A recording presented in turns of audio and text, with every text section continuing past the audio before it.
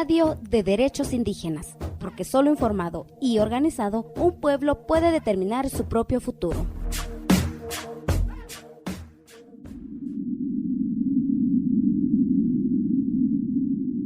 Durante 2025, al menos 46 personas indígenas fueron asesinadas en América Latina por defender su territorio. 46 historias, 46 familias que perdieron a un ser querido, 46 comunidades que perdieron a un guía, a un líder, a una lideresa.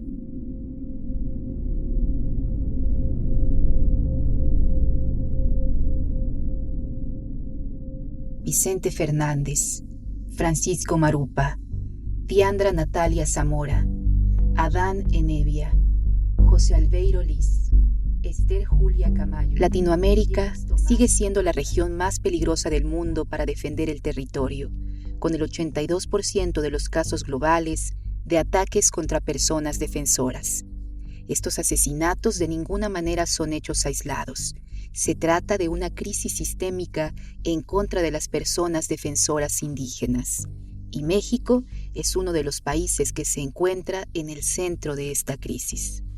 Vemos con mucha alarma el hecho de que sigan ocurriendo asesinatos a personas defensoras en este país. Vemos que también siempre se va a desarrollar en un contexto en el que existen graves crisis humanitarias y que esas graves crisis humanitarias, pues, por supuesto, incorporan a las personas defensoras en labores que el Estado mexicano ha dejado de hacer.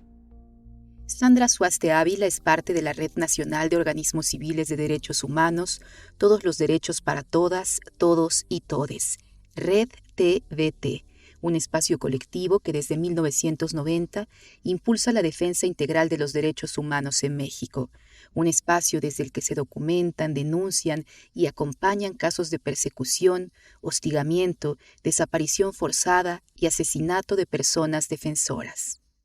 Entonces partimos de un contexto de violencia que va creciendo cada día, desafortunadamente, y que para particularizar en el tema de personas defensoras de pueblos indígenas, vemos también que hay una gran cantidad de personas defensoras de tierra y territorio, por ejemplo, que están siendo agredidas, criminalizadas y en muchos de los casos termina en un asesinato. Entonces vemos como en México pues sí hay una tendencia muy grave, muy fuerte de agredir a quienes están defendiendo la tierra y esto desafortunadamente en muchos de los contextos tiene una ligadura directa con algunos proyectos de interés del Estado mexicano, de algunas empresas, megaproyectos y pues hay como también del otro lado, desde los pueblos, una defensa de la tierra muy impresionante, ¿no? Que es una defensa que se da como con mucho amor a la tierra, con un arraigo que en muchos de los lugares pues quizá ya no existe tanto, pero que pues en los pueblos sigue habiendo esta necesidad de la defensa y entonces pues de pronto lo vemos con mucha preocupación y por otro lado también con mucha resistencia desde estos lugares.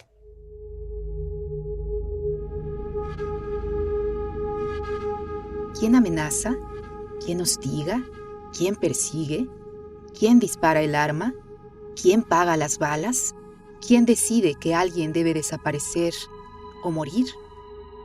Cuando hay un caso en donde existe algún tipo de agresión, cualquiera que ésta sea, siempre va a haber un agente perpetrador. Y ahí pues nos hemos encontrado con una complejidad impresionante a la hora de detectar quién es el ente agresor, dado que pues siempre vamos a recalcar que es responsabilidad del Estado mexicano salvaguardar la seguridad, vida e integridad de las personas defensoras, de las personas periodistas, que también pues son dos grupos en México que están en mucho riesgo, ¿no? Entonces, partiendo de ello, también es muy importante reconocer que pues no solamente el Estado mexicano es perpetrador en muchos casos, encontramos también a empresas que en muchas de las zonas, sobre todo cuando se trata justo de imposición de proyectos o megaproyectos, de acueductos complejos y una gran gama de tipos de proyectos empresariales que llegan a los pueblos, pues ahí las empresas se comienzan a convertir en los agentes agresores, ¿no? Y obviamente para lograr estas agresiones y que las personas frenen su resistencia, su defensa, su coordinación entre comunidades, pues siempre se van a buscar alianzas. Entonces ahí encontramos algo a lo que pues desde muchas organizaciones hemos coincidido y le hemos llamado macrocriminalidad, que pues es esta conjunción entre distintos actores, ¿no? Y ahí definitivamente pues entran los gobiernos desde los más locales hasta los nacionales e internacionales incluso. Encontramos a las empresas y encontramos a grupos de delincuencia organizada. Y en algún momento, pues se pueden mezclar uno, dos o tres de ellos, o incluso más, ¿no? Cuando ya empezamos a desglosar de una manera más local, pues encontramos a muchísimos actores confluyendo en un mismo territorio.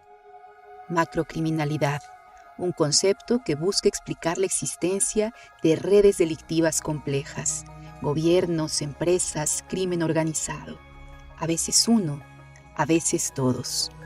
El objetivo: acabar con la oposición a la minería, al turismo de masas, a la construcción de hidroeléctricas, de gasoductos, de campos fotovoltaicos, a la construcción de todo tipo de megaproyectos que algunos llaman desarrollo, pero que en realidad son despojo. Está documentado que la gran mayoría de los ataques, más del 95%, contra personas indígenas, se originan en la defensa de tierras y territorios frente a industrias extractivas.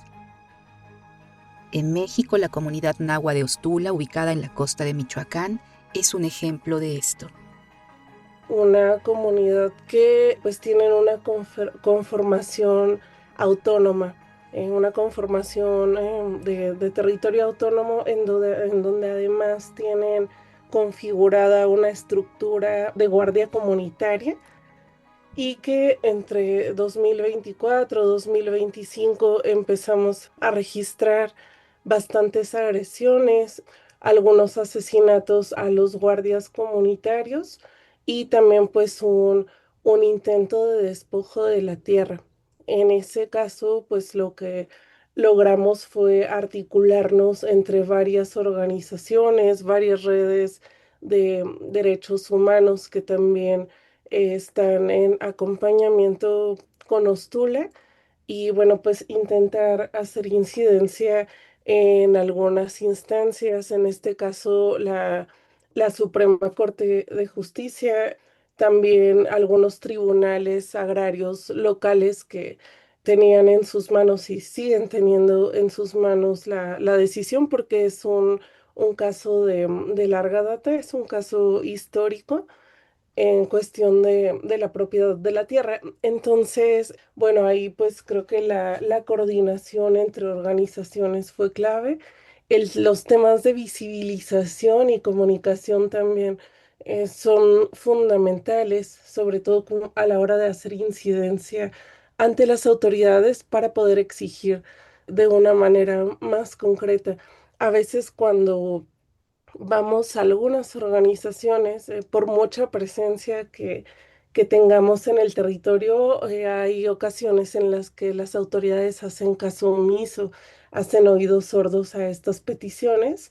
Y entonces cuando más personas voltean a ver estas temáticas, cuando más personas empiezan a alzar la voz, empiezan a inmiscuir, esa voz se potencia y se hace más fuerte. Entonces también el que más personas se incorporaran a esta exigencia, pues ha logrado algunos avances en este caso particularmente.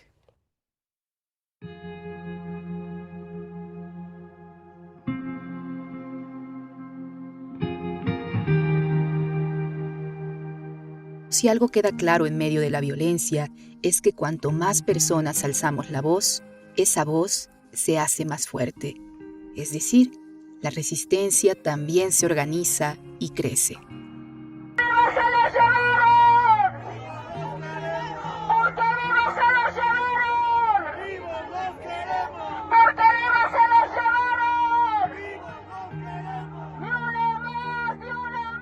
En todos los casos de los que estamos hablando hay además otra constante, una de la que se habla muy poco: la impunidad. En México vemos que impera y sigue imperando la impunidad. Tenemos casos en los que se han agotado todas las posibilidades. Recuerdo mucho el caso Ricardo y Antonio, dos personas defensoras desaparecidas entre los límites de Colima y Michoacán, que pues fue un caso que escaló muy rápido, que muy rápido se movió públicamente y que también eso hizo pues que llegara a instancias internacionales como la Corte Interamericana de Derechos Humanos. Y entonces cuando llega a cortes y comisiones, pues de pronto piensas que ya llegó como a uno de los puntos máximos de incidencia, al menos internacional. Sin embargo, cuando los casos regresan a lo nacional, pues te das cuenta que por más que el caso se movió, no solamente en temas de incidencia, sino en lo público, en lo mediático, la impunidad en México parece ser intacta. Y esto tiene que ver mucho con las instancias con las que nos encontramos, con la voluntad de resolver los casos. Aquí pues era un caso es un caso de desaparición forzada, entonces también sabemos lo complejo que es este tema en México y que ha sido una de las formas también de frenar a personas defensoras. Entonces, eso por un lado, y también tenemos casos de muy larga data en donde el proceso de exigencia de justicia ha sido pues muy engorroso, muy tortuoso para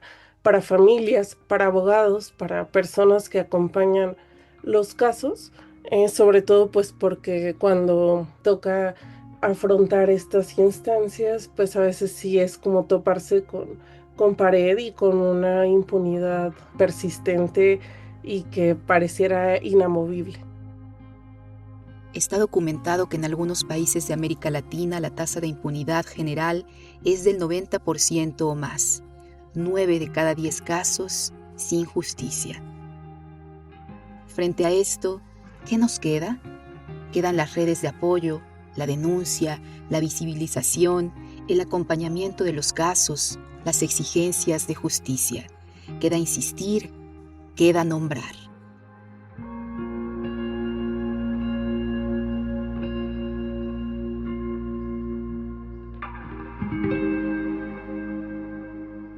La red tiene un trabajo con personas defensoras que principalmente se conforma por la incidencia ante autoridades, ya sea de manera pública o privada. Y bueno, cuando hablo del tema público, me voy justamente al segundo apartado como de trabajo de acompañamiento que hace la red, que es justo todos los temas de comunicación y difusión. Son como los dos ejes. En incidencia con autoridades también, pues hay un apartado de protección que pues se encarga como de analizar si eso es como lo más adecuado para el caso, si es lo más viable, si es lo que le podría beneficiar en ese momento a la persona que se encuentra en riesgo y pues pasa por todo un análisis de situación de riesgo en donde se determina si es eso, si es un tema comunicativo como para poder resaltar los perfiles de las personas defensoras en ese momento o quizá no es tan conveniente. Entonces, pues ahí los temas de protección han sido clave y ha sido clave adoptarlo pues todo el equipo de la red, entendiendo que se trata muchas de las veces de la vida, la seguridad y la integridad de las personas que están básicamente poniendo el cuerpo en los territorios y ante las problemáticas que en esto se viven. Y en temas de comunicación tenemos justamente como distintas formas de hacer exigencia o de hacer incidencia. Una de las que nos ha funcionado mucho más y que casi siempre la empleamos cuando vemos que está en riesgo la vida o la libertad de alguna persona, son las acciones urgentes, pues están conformadas por un formulario que está abierto al público y que ante alguna exigencia, desde sea la criminalización, de protección inmediata a una persona en riesgo, de justicia incluso para una persona defensora asesinada, lo que hace este formulario es invitar a las personas a firmarlo y en automático se manda un correo a las autoridades que ubiquemos son las responsables de atender determinado caso. Entonces ha sido como una de las formas un tanto más efectivas a la hora de hacer incidencia y de tocar puertas. Por supuesto, siempre pues intentamos también tener la incidencia de manera más directa con los contactos que ya tenemos más establecidos con algunas instancias, pero sin duda siempre la voz de las personas va a ser clave para estas exigencias. Y bueno, de ahí pues se desprende también el poder difundir algunos otros temas como en algunos otros formatos de manera pública, un poco dependiendo de la necesidad de ese momento en particular. A veces pues es una alerta, a veces es algún trabajo como más articulado con organizaciones y también depende mucho si es un tema regional, pues quizá vamos con alguna región de las que están como integradas en la red. Y si es como algún tema un tanto más amplio que involucre a otras articulaciones, pues también a veces hay alianzas hermanas con las que trabajamos muy de cerca para poder acuerpar y para poder apoyar a las personas que están en riesgo.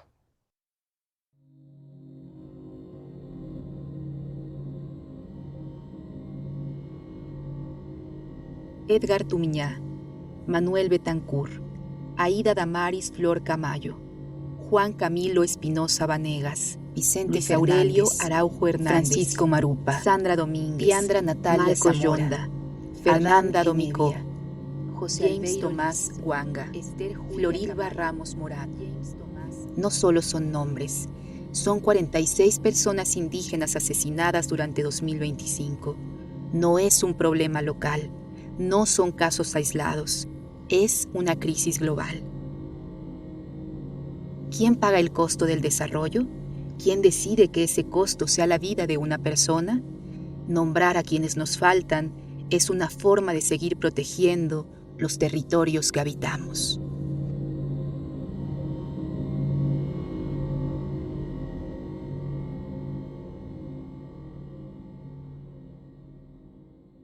La información que compartimos en este programa forma parte del informe In Memoriam, recordando a 46 defensores indígenas asesinados en 2025 en América Latina, publicado recientemente por Cultural Survival. Te invitamos a leerlo completo y a difundirlo. Puedes encontrar el link en la descripción de este programa. Cuéntenos qué desea escuchar sobre derechos de pueblos indígenas. Búscanos en Facebook y X como CSORG72. Te invitamos a suscribirte a nuestro canal de YouTube, a dejar tu reseña de 5 estrellas en nuestro canal de Spotify y a seguirnos en TikTok como @Radio de Derechos Indígenas.